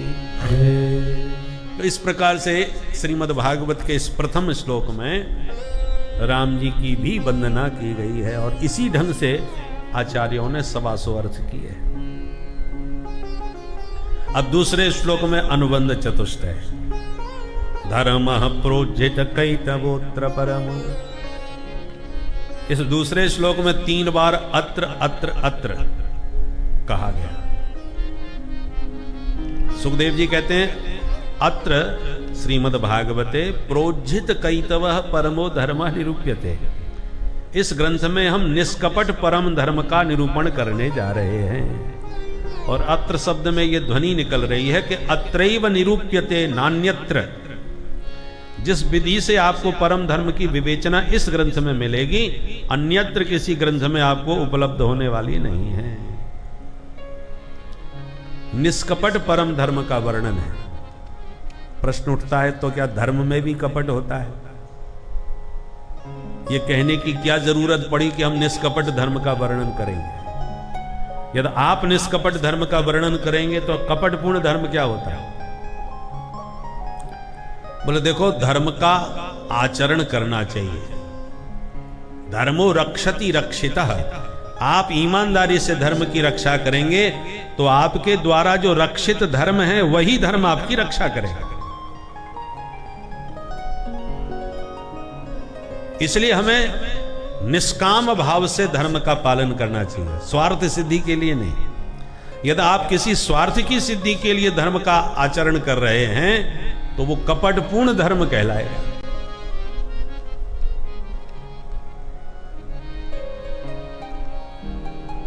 कोई यज्ञ करवावे, बोले यज्ञ के लिए चंदा इकट्ठा करो, तो यज्ञ यदि आप सार्वजनिक सहयोग से यज्ञ करा रहे हैं, बहुत अच्छा काम है, करना चाहिए। और बहुत से लोग कहते हैं चंदा तो इकट्ठा हो जाए, जितना बने सो यज्ञ हो जाए, बाकी कुछ अपने लिए भी सेवा में काम आ जाए। तो यदि आप अपने स्वार्थ की सिद्धि के लिए ये सब धर्म का आचरण कर रहे हैं तो ये कपटपूर्ण धर्म कहलाएगा, वो वास्तविक धर्म नहीं है। फलेक्षा यत्र जायेत सस्या धर्मः स कैतवः, निष्कामो यो भवेत् धर्मः स शुद्ध परिकीर्तितः। निष्काम भाव से किया हुआ धर्म ही शुद्ध धर्म होता है।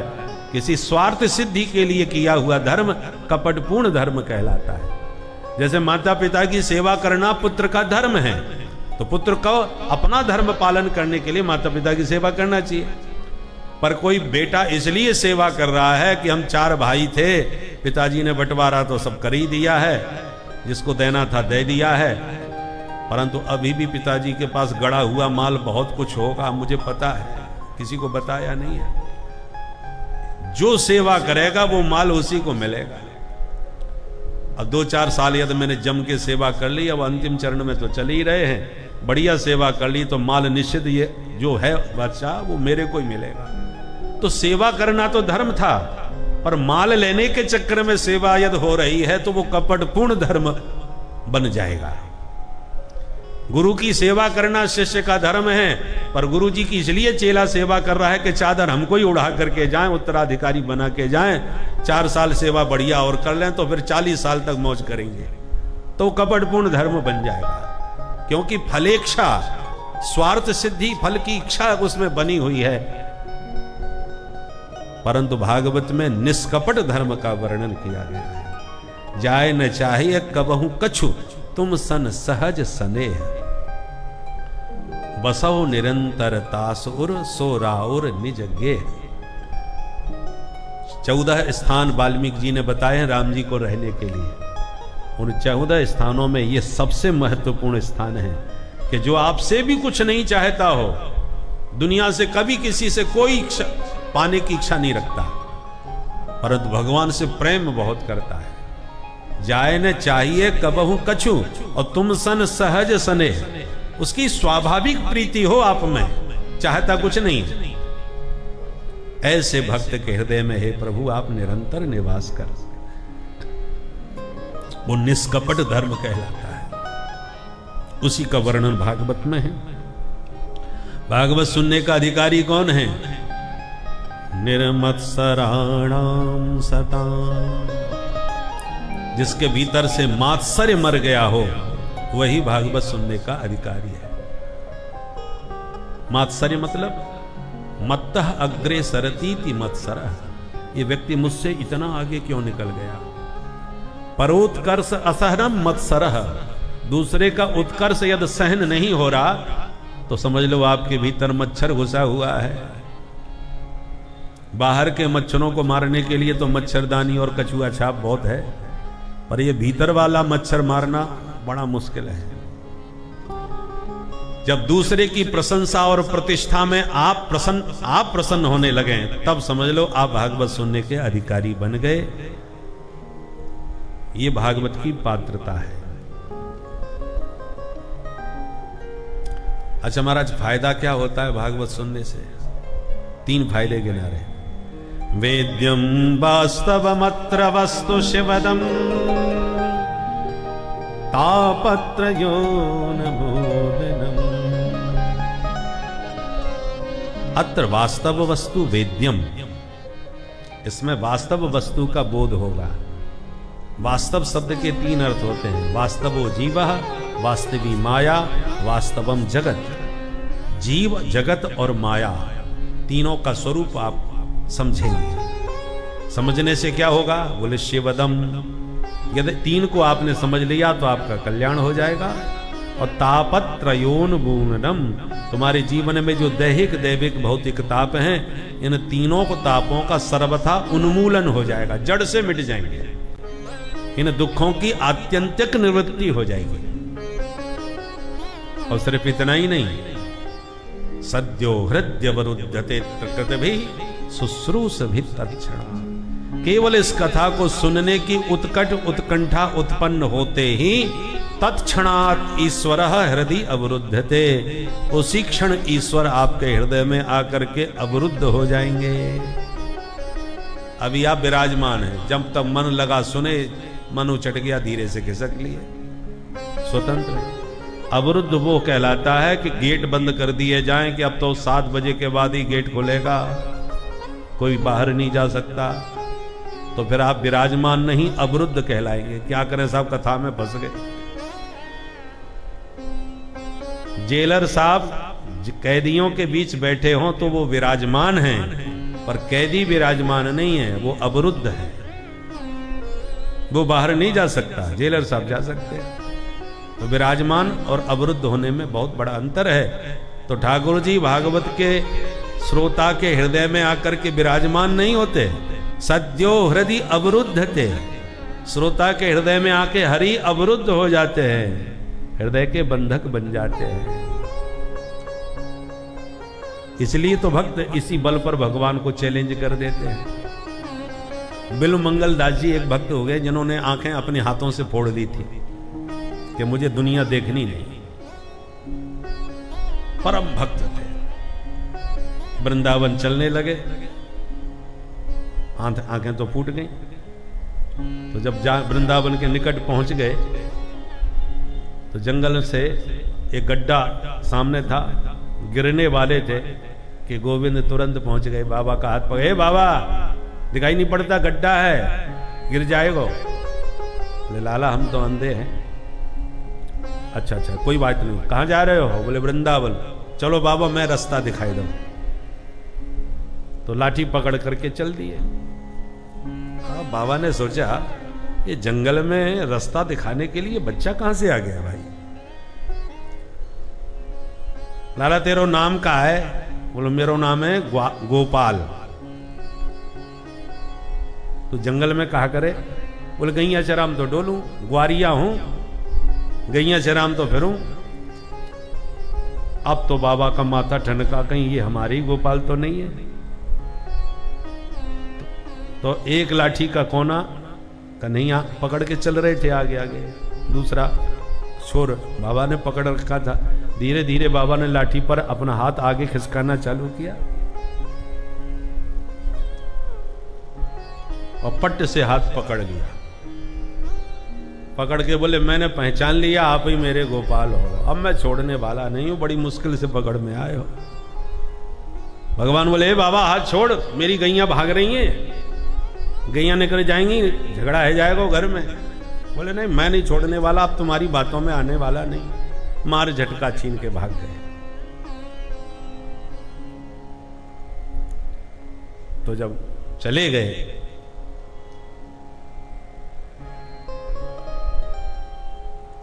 तब बिल्व मंगल दास जी ने कहा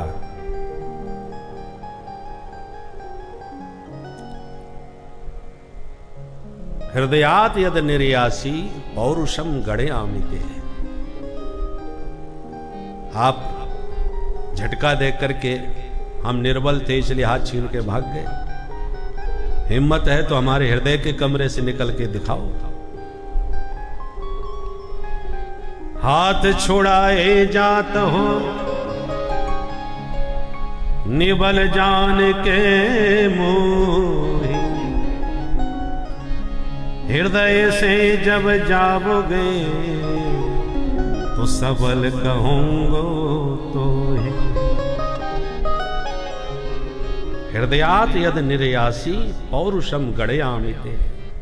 चुनौती दे दी भगवान को। भक्तों का यही सबसे बड़ा बल होता है। सद्यो हृदय अवरुद्धते। वो ठाकुर जी को अपने हृदय में अवरुद्ध करके रखते हैं, बंधी बना लेते हैं। भगवान का भी हृदय से निकलने का मन नहीं होता और भक्त निकलने भी नहीं देते। विसृजति हृदयम नयस्य साक्षात हरि। तो ये वो पावन ग्रंथ है कि श्रोता के हृदय में हरि को अवरुद्ध कर देता है। बोल भक्त वत्सल भगवान की जय। तीसरे श्लोक में भागवत का स्वरूप समझाया। निगम कल्प तरोर गलितम फलम सुख मुखाद मृत द्रव संयुतम।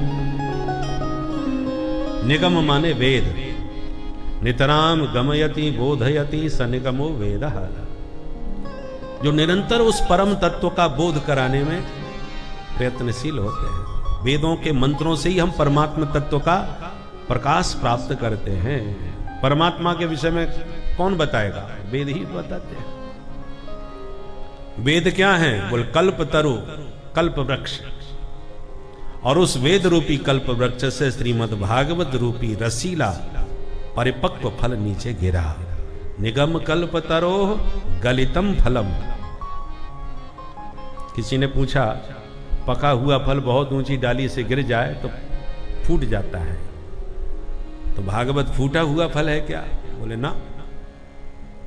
क्यों नहीं फूटा? बोले धम्म से नीचे नहीं गिरा है, डाली प्रति डाली के द्वारा धीरे धीरे धरती पर आया है। श्रीमन नारायण से ब्रह्मा को, ब्रह्मा से नारद जी को, नारद जी से व्यास जी को, व्यास जी से सुखदेव जी को, सुखदेव जी से परीक्षित के माध्यम से सूत जी को, फिर सूत जी ने सौनकादि ऋषियों को। तो शिष्य प्रशिष्य शाखा पल्लव परंपराया सनई सनई अखंड मेवावतीर्णम न तो उच्च निपाते न स्फुटितम। ये श्रीधर जी की टीका है। श्रीधर स्वामी पाद कहते हैं शिष्य प्रशिष्य शाखा पल्लव परंपरा से ये भागवत रूपी रसीला परिपक्व फल धरती पर आया है, इसलिए साबुत भी है, सुरक्षित भी है और परिपक्व भी है। किसी ने कहा खट्टा है कि मीठा, व्यास जी बोले बहुत मीठा है। बोले आपके कहने से हम कैसे माने, हर व्यक्ति अपने फलों की तो तारीफ करेगा ही। एक सज्जन आवाज लगा रहे थे खरबूजे शक्कर से मीठे, तो सुनने वाला प्रभावित हो गया, उसने खरीद लिया। जब खाया तो बिल्कुल फीका, कोई स्वाद ही नहीं। तो नाराज होने लगा, क्यों तुमने हमको मूर्ख बना लिया, इसमें तो कोई स्वाद ही नहीं है। बेचने वाले ने कहा भाई साहब आपने हमारी बात ध्यान से नहीं सुनी, हम चिल्ला चिल्ला के कह रहे हैं खरबूजे शक्कर से मीठे। अरे शक्कर डाल के खाओगे तब मीठे लगेंगे, ये फीके हैं इसलिए तो कह रहा हूं शक्कर से मीठे। तो ये तो वाक चातुर्य है कि आप फीके फल को भी कैसे ठिकाने लगा के बेच दो। भागवत मीठा फल है, इसका प्रमाण क्या है? बोले प्रमाण ये है कि इसमें तोते ने मुंह मार दिया। तोता अपना चंचु प्रहार कर दे तो जान लेना चाहिए फल तो मीठा ही निकलेगा। किस तोते ने मुंह मारा? बोले शुक मुखाद अमृत द्रव संयुतम। व्यास नंदन भगवान सुखदेव जी जैसे परमहंस का मुख लगा है भागवत रूपी फल में, इसलिए अमृत द्रव संयुतम, अमृत के समान परम मधुर है। फल में रस होता है, भागवत रूपी फल में कौन सा रस है? बोले रसो वैसा रसम हेवानम लब्ध्वानंदी भवती। वेदों में परमात्मा को रस रूप बतलाया है। परमात्मा ही रस रूप है और उस परमात्मा रूपी रस का जो भी रसास्वादन करे वही रसिक कहलाता है। वही रसिक है, वही रसिया है असली। प्रभु चरित्र सुनवे को रसिया हनुमंत लाल जी है। इसलिए अहो रसिका भुवि भावुका, हे रसिक जनो, हे भावुक जनो आओ और इस अमृत तुल्य भागवत रूपी रस का पान करो। बोले कितनी बार पिए साहब? 2 बार पहले पी चुके, तीसरी बार फिर पी रहे, कितनी बार और पीना है? बोले पिबत भागवतम रसमालयम मुह, मुह माने बारंबार। हे रसिक जनो, भावुक जनो, इस रस को निरंतर बारंबार पीते रहो। कब तक? बोले आलयम, आलयम मोक्ष पर्यंतम, जब तक आवागमन खत्म न हो जाए, जब तक मनन जन्म मरण के इस चक्कर से मुक्ति न मिल जाए, तब तक मुह मुह बारंबार इस रस का पान करते ही रहो। आसमंतात लयम, रसपान करते करते रस में ही जब लीन हो जाओ, जब तक उसमें पूरी तरह विलीन न हो जाओ तब तक इस रस को पीते जाओ। ऐसा ये अधुर मधुराति मधुर रस है। बोलो भागवत भगवान की जय। अब नैमिषारण्य की पुण्य भूमि में सूत जी महाराज से सौनकादि ऋषियों ने श्रीमद् भागवत के प्रथम अध्याय में 6 प्रश्न पूछे हैं। उन्हीं का उत्तर विस्तार से दिया गया है। पहला प्रश्न पूछा कि महाराज घोर कलयुग आ गया है, इस घोर कलयुग में लोगों की बुद्धि और भाग्य सब मंद हो गए हैं, ऐसे मंद भागी जीवों का कैसे कल्याण होगा? पहला प्रश्न। दूसरा प्रश्न, शास्त्र बहुत हैं, पढ़ने का समय नहीं, समझने की बुद्धि नहीं, इसलिए सभी शास्त्रों का सार क्या है वो संक्षिप्त में हमको समझा दो। तीसरा प्रश्न, भगवान अवतार क्यों लेते हैं? जिन परमात्मा के संकल्प से सृष्टि बन जाती है, भ्रकुटी विलास सृष्टि लय होई, टेढ़ी भ्रकुटी करने पर प्रलय हो जाता है, उस परमात्मा को मात्र कुछ राक्षसों को मारने के लिए क्यों जन्म लेना पड़ता है? वो संकल्प करके वहां से नहीं मार सकते क्या? उसके लिए अवतार लेने की क्या जरूरत पड़ती है? चौथा प्रश्न, अवतार लिया तो कितने भगवान ने अवतार लिए अब तक? क्योंकि आए दिन भारत में नए नए भगवान पैदा हो जाते हैं। तो शास्त्र सम्मत भगवान के कितने अवतार हुए वो कृपा करके बताइए। हमारे यहां हर किसी ऐरे गहरे नत्थु खैरे को हम भगवान नहीं कह सकते। कितने सिद्ध संत हुए हैं। आचार्य कोटि में हमने, गुरु कोटि में तो उनको रखा, महापुरुष कोटि में तो रखा, भगवान नहीं बनाया। और आज ना समझ लोग न जाने ऐरे गहरे नत्थु खैरे किसी को भी भगवान बना के मंदिर में बैठा देते हैं। वो तो भगवान हमारे पूज्य शंकराचार्य जी महाराज ने थोड़ा आवाज उठाई तो लोगों को पता चला ये हम क्या प्रपंच कर रहे, नहीं तो लोगों को पता ही नहीं था। इसलिए भगवान ने कितने अवतार लिए, किस किस रूप में लिए, वो कृपा करके बताइए। पांचवा प्रश्न यह है कि किस अवतार में क्या क्या लीला करी, उन लीला के चरित्रों को भी आप विस्तार से बताइए जो भगवान ने अवतार लेके किए हैं। भगवान शब्द का अर्थ क्या होता है? भगवान किसे कहते हैं? 6 विशेषताएं जिसमें होती हैं उनको भग कहते हैं। 6 बातें जिसमें विद्यमान हो वो भग। ऐश्वर्यस्य समग्रस्य धर्मस्य यशसा श्रियः ज्ञान वैराग्य योश्चैव सन्नाम भग इति ऋणा। ये 6 भग कहलाते हैं। संपूर्ण ऐश्वर्य, संपूर्ण धर्म में जिसका जीवन, संपूर्ण यश जिसमें विद्यमान हो, ज्ञान और वैराग्य और श्री से जो संपन्न हो। 6 बातें, ऐश्वर्य, धर्म, यश, श्री, ज्ञान और वैराग्य, ये 6 चीजों को मिला के भग कहा जाता है। और ये 6 भग जिसमें पूरी तरह विराजमान हो वो भगवान कहलाते हैं। जिसके पास धन हो वो धनवान, बल हो वो बलवान, ऐसी जिसमें जो 6 भग हो वो भगवान।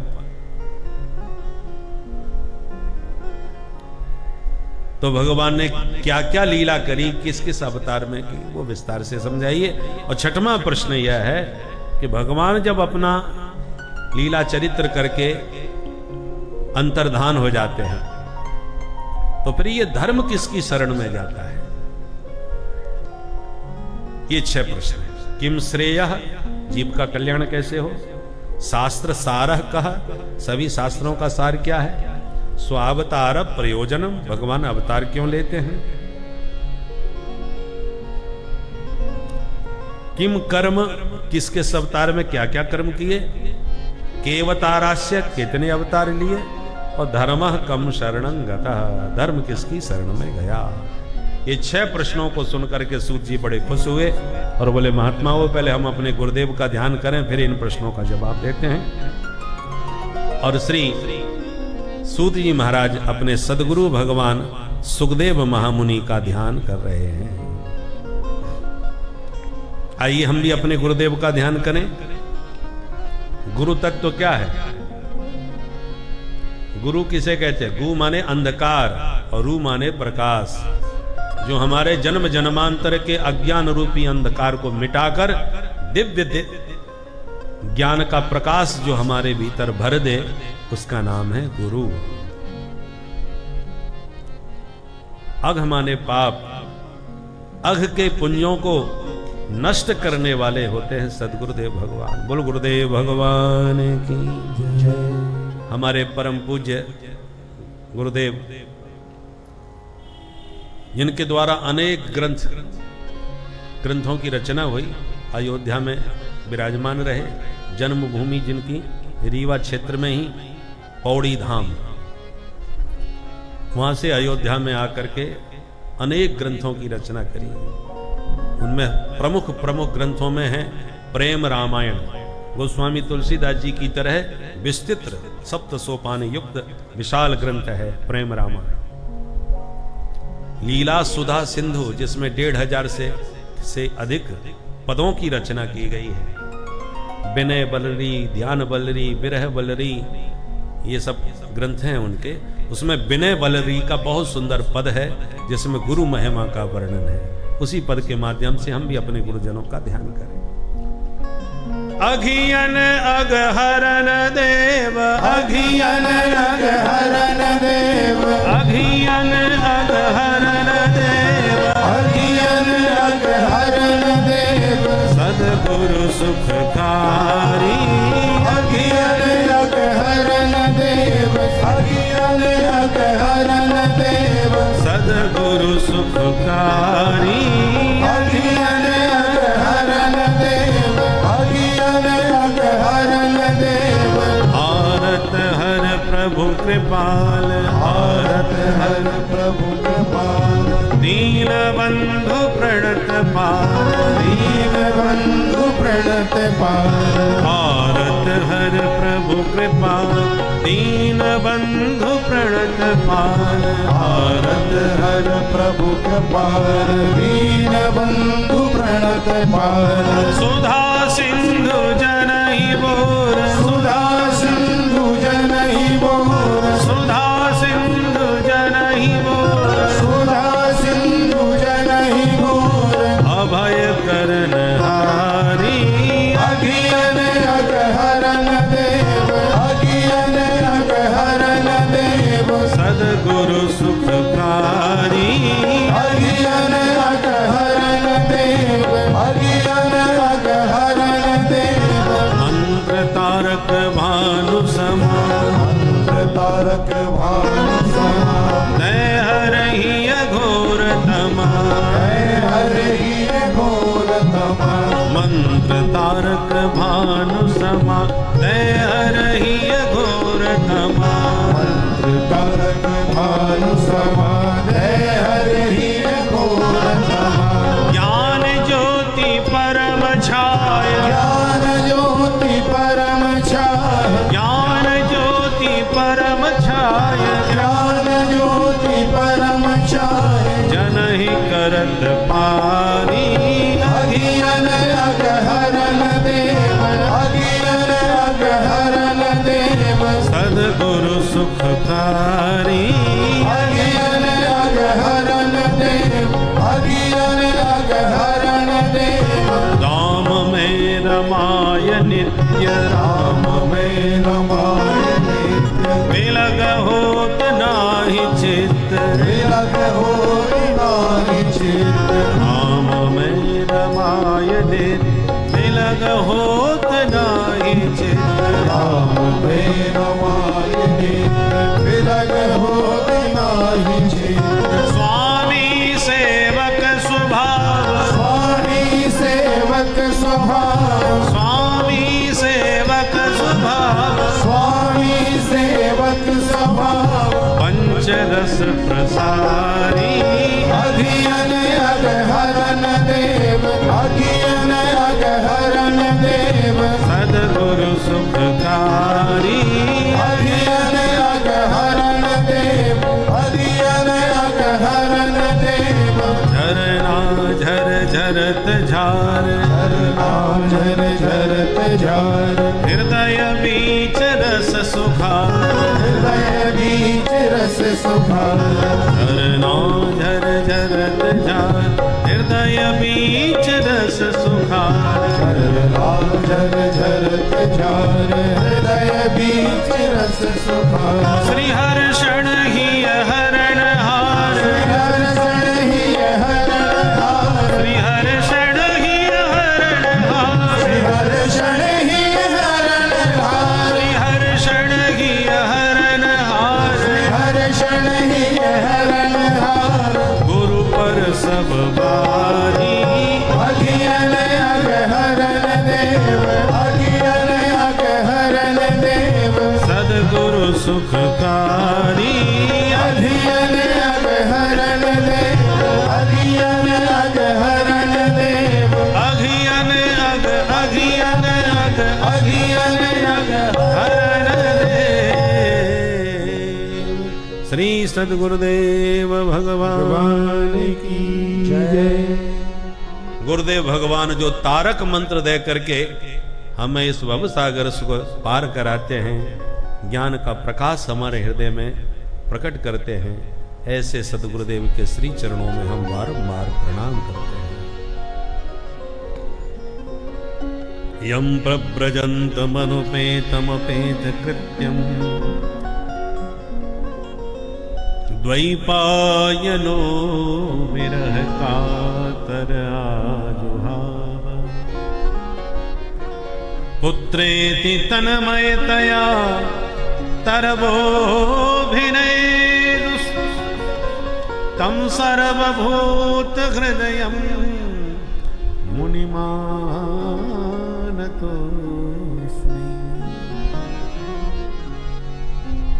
यस्वानुभावमखिल श्रुतिसारमेक मध्यात्मदीपमतिथिनिशितां तमोऽन्धम् संसारिणां करुणया पुराणगुह्यम् तं व्याससूनुमुपयामि गुरुं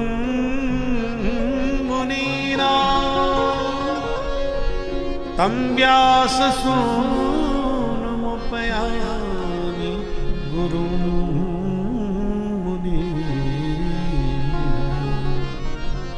इन दोनों श्लोकों में सुखदेव जी का ध्यान है।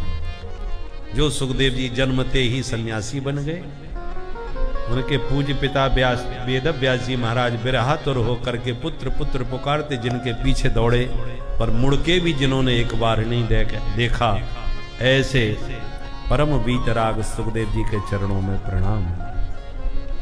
जिन सुखदेव जी ने सब श्रुतियों का सार निकाल करके श्रीमद् भागवत के रूप में अध्यात्म का एक ऐसा दीपक जलाया कि जो अंधकार में भटकते हुए अज्ञानी जीव थे, उनको इस दीपक के प्रकाश में अध्यात्म का पथ प्रदर्शन करा दिया।